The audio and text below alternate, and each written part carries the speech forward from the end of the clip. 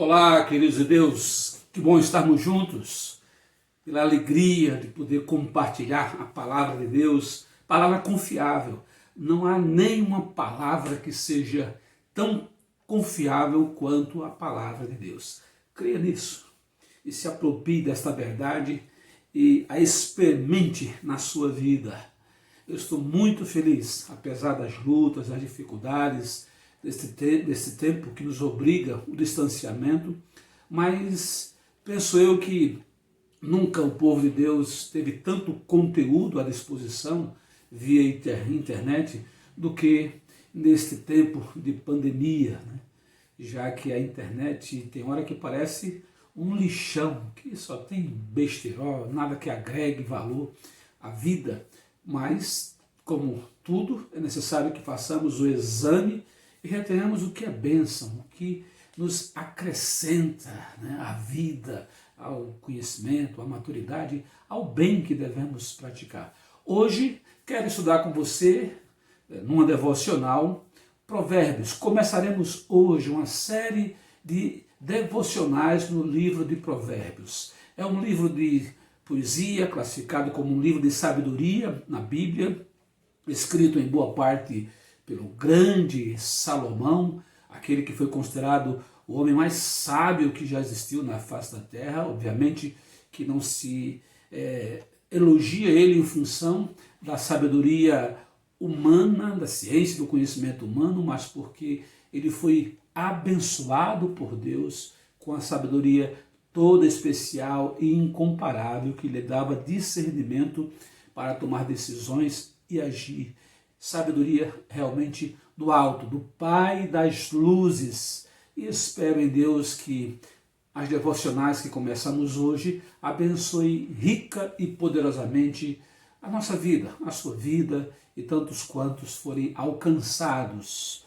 Vamos ler o texto bíblico, nós vamos ler alguns versículos isoladamente, mas a ideia é que meditemos em todo o capítulo 1, que começa dizendo que é Provérbios de Salomão, filho de Davi, rei de Israel, e usa aqui 4 palavras-chave que é bom a gente pontuar. Ele diz: para se conhecer a sabedoria e a instrução, sabedoria e instrução, para se entenderem as palavras da prudência, ou seja, o entendimento, e para se receber a instrução do entendimento, a justiça, o juízo e equidade, para dar aos simples prudência e aos jovens conhecimento e bom siso, para o sábio ouvir e crescer em sabedoria e o instruído adquirir sábios conselhos, para entender provérbios e sua interpretação, como também as palavras dos sábios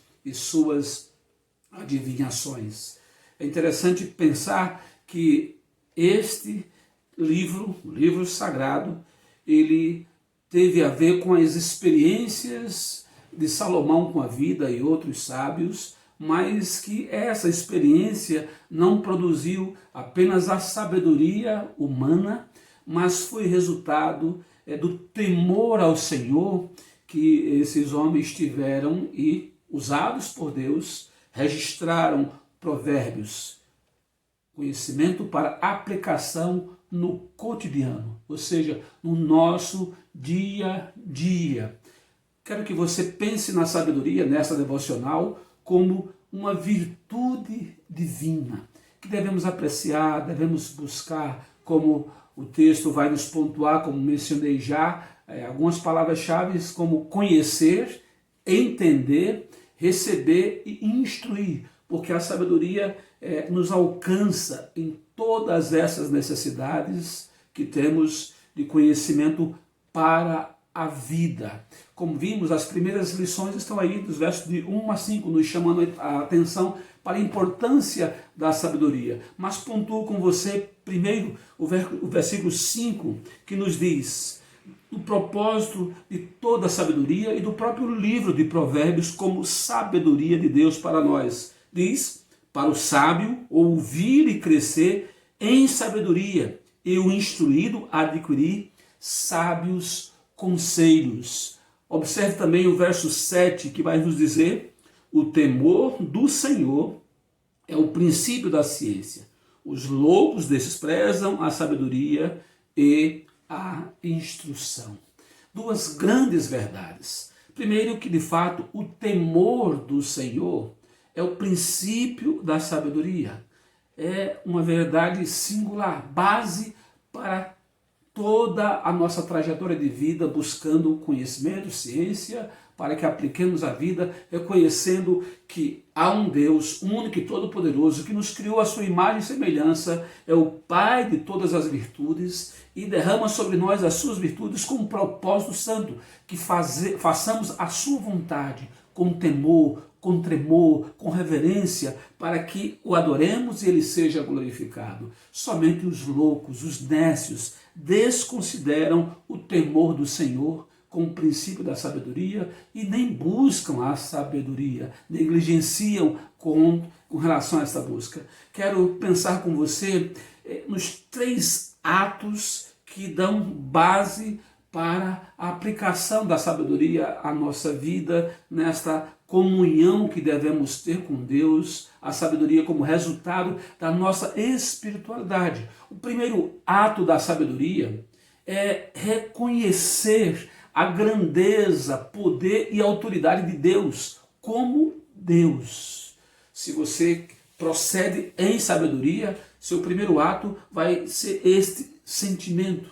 Quem não tem esse reconhecimento do poder, da autoridade, da pessoa de Deus, certamente não está vivendo sob sabedoria, debaixo da sabedoria. O outro ato da sabedoria é nos levar a estarmos atentos e, ao mesmo tempo, honrarmos os fundamentos que recebemos dos nossos pais, essenciais para a vida, como diz o texto no verso 6, para entender provérbios e sua interpretação, como também as palavras dos sábios, e vai dizer como no verso 8, filho meu, ouve a instrução de teu pai e não deixes a doutrina da tua mãe. Quem está debaixo da sabedoria considera os fundamentos e honra esses fundamentos, e honrando estes fundamentos também estarão honrando aqueles que lhes deram estes fundamentos, que no contexto bíblico, e bom seria que fosse hoje também,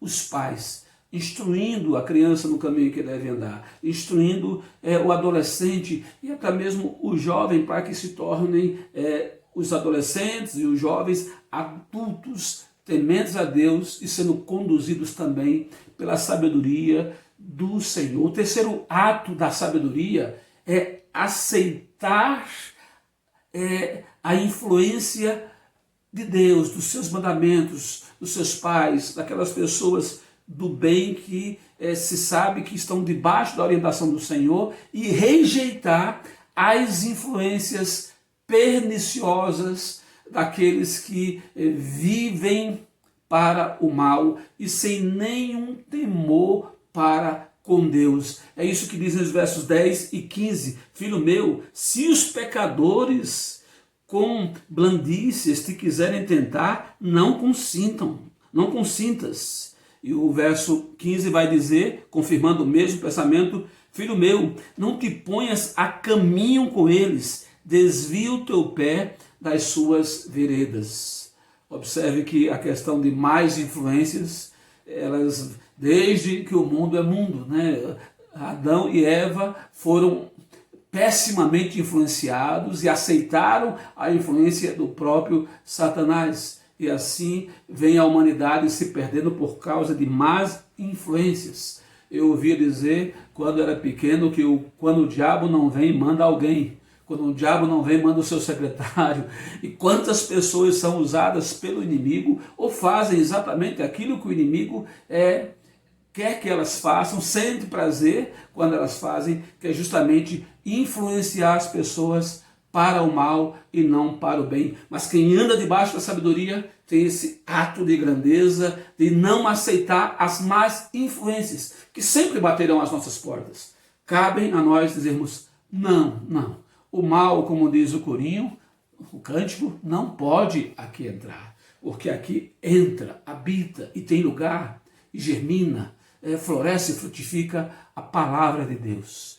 E o texto vai nos permitir, na sequência, você saltando os olhos lá para o verso 20 e também o verso 33, esses dois versos vão nos dizer: a suprema sabedoria, altissonante, clama de fora pelas ruas, levanta a sua voz. E o verso 33, mas o que me der ouvidos habitará seguramente e estará descansado do temor do mal. Que palavras profundas. A primeira verdade aqui, de maneira direta, é que a sabedoria é para ser ouvida.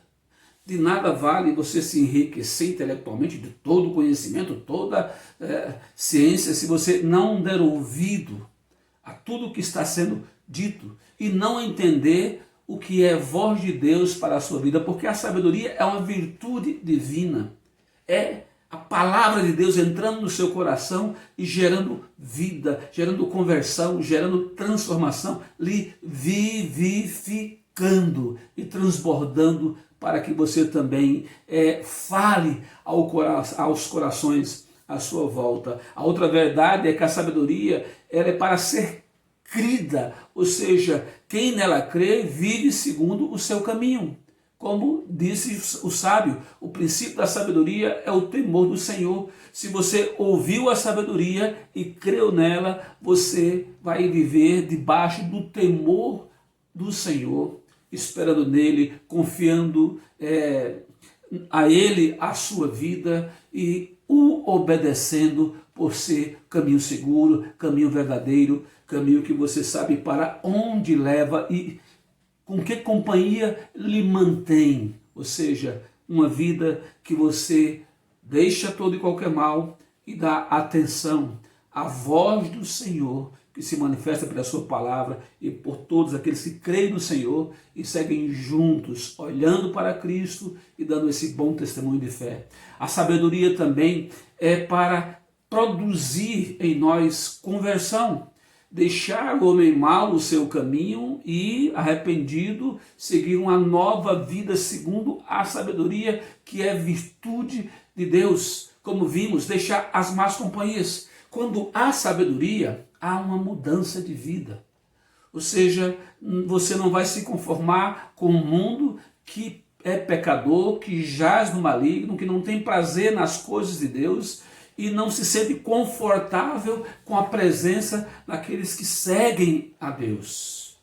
E você vai sentir o seu coração todos os dias se convertendo ao bem, ao Senhor, e se aborrecendo com tudo o que é o mal, a começar de você mesmo não praticar e nem andar, nem se assentar, nem comungar com aqueles que praticam o mal. Porque a sabedoria está produzindo conversão em sua vida, transformação, purificação. Lembrando, a sabedoria é a presença dinâmica, ativa dentro do seu coração, para que o seu coração, de onde procedem as saídas da vida, essas saídas sejam saídas de bênçãos, de fruto do Espírito, que vão alcançar as outras pessoas com palavras que edificam, com decisões que realmente têm a ver com a sua postura de firmeza na fé e com ações que servem também para o louvor da glória de Deus. Mas a sabedoria também, além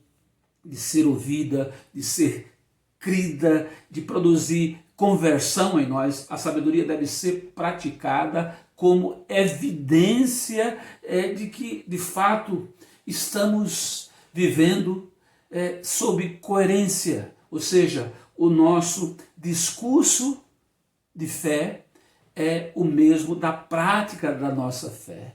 Nós sabemos que é dito na educação e nas lições da vida que o melhor exemplo, a melhor pregação é da vida, ou seja, as pessoas verem que nós estamos vivendo aquilo que professamos, aquilo que pregamos. A Bíblia pede isso, que não sejamos apenas ouvintes, mas praticantes, porque na prática da fé realmente demonstramos fé. Estamos dizendo, temos um compromisso com Deus, acreditamos na sua palavra, confiamos nas suas promessas e nas suas profecias e descansamos no Senhor, fazendo a vontade do Senhor, assumindo a nossa fé no Senhor e convocando para que outros se juntem a nós nesta mesma fé. Portanto, a sabedoria, ela é evidenciada pelas nossas palavras, pelas nossas atitudes, decisões, pelas nossas ações, nossas obras que revelam quem nós somos e o que temos em nossos corações e a quem honramos. E louvado seja Deus quando praticamos a sabedoria que vem de Deus sobre nós para aparecer no nosso comportamento, na nossa conduta, no nosso caráter cristão. E por fim, a sabedoria é para dar segurança, dar proteção no Senhor sobre nós, para que não tenhamos medo do mal,